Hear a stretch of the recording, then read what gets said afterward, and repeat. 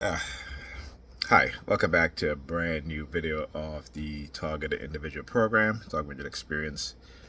So, again, one of the things that they love to do is that when they believe and feel that they isolate you, that there's certain things that they'll do, right?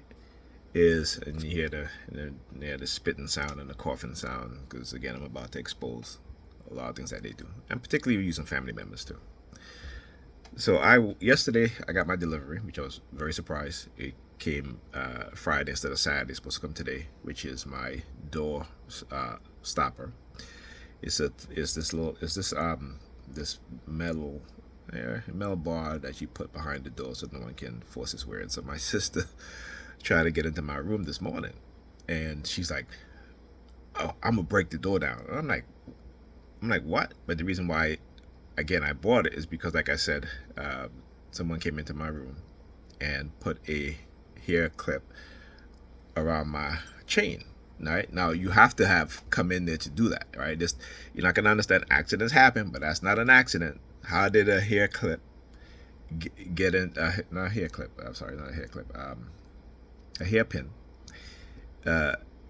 get into get open itself up, right, and lodge itself around my chain, right? Doesn't happen. So because I bought the thing, now they cannot come in. It's not well, yeah, they cannot come in and out of my room. Now remember, the only person that have a key to my bedroom is my sister. Okay.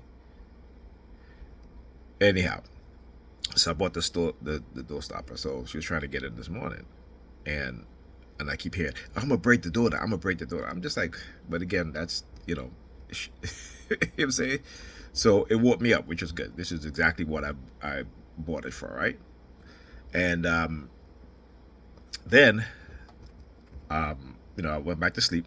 I was calling the kids. I called the kids all day yesterday. They didn't answer. My daughter didn't answer the house phone. My son didn't answer his phone. So I called Pam last night. And she was like, "Oh, I'm doing laundry." But this is the type of thing that they do, the retaliation. And I talk about retaliation. When the police do it, they'll do it, engage in it too, right? So called them just a little while ago. It was after 12, and I said to her, then I called her because it didn't answer. So she was like, "Well, they're still sleeping." So I said to her, "Well, you guys supposed to go and leave for a cruise tomorrow." And she was like, "Oh, I got to check into my hotel in Jersey, what have you." I'm like, "Okay, whatever." I'm like, "Listen, whatever." She was like, "Oh, last year we went on a cruise, it was cutting it kind of close because it was here in Brooklyn." And I'm like, "So you decide to go take a cruise from New Jersey now instead of Brooklyn?" And the reason why, again, is because she loves to leave late, right? Especially when you have to do anything with the kids, leave late. If she got somewhere to go though, when she got a date, she's out early, right? That's what she does. That's the mindset. Okay. So anyway, I go into the kitchen to make me something to eat, and I see my grandnephew there, right?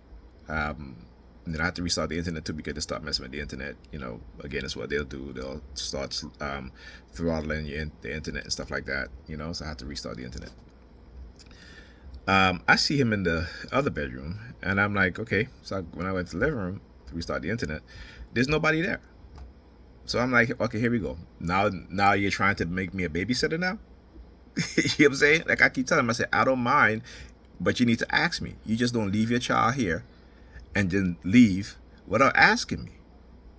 But this is what they do. Now, if I get up and I walk out of here, right, they'll be pissed. And matter of fact, that's probably exactly what I'll do. I'll call my sister. I'm going to text her a message saying, "Hey, I'm leaving. There's nobody here to watch your grandson.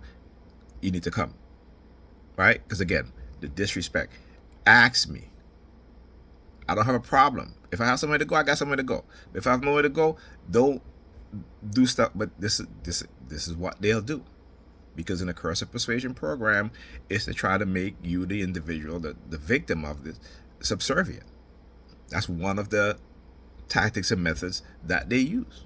All right. Now again, go and Google coercive persuasion program or programming. You'll see exactly is the seven. There is 7 criteria. Is it 7 criteria? It might be 7 criteria. Let me see. But yeah, 8 criteria, I think, of a coercive persuasion program. Right. And let me. There's a website, psychologicalharassment.com. Yeah, 7 tactics. All right, seven tactics. Right, and I'm going to read this. It says, these tactics of psychological force are applied to such a severe degree that the individual capacity to make informed or free choice become inhibited, which it does.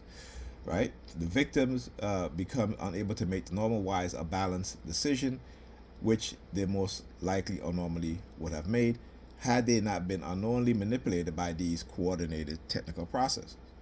The cumulative effect of these processes can be an even more effective form of undue influence than pain, torture, drugs, and the use of physical force and physical and legal threats. Right? Now, here's the thing, and it talks about um, by confusing, intimidating, and silencing the victim, those who profit from the system evade exposure and prosecution for actions recognized as harmful and which are illegal in most countries, such as fraud, false imprisonment, undue influence, involuntary servitude, intentional infliction of emotional distress, outrageous conduct, and other torturous acts. So again, that's just part of the definition of the examples of what a coercive persuasion program will do, right? And like I said, I've got to expose it to show you guys that this is happening, and this is the things that they'll do. Okay, talk to you guys in the next video.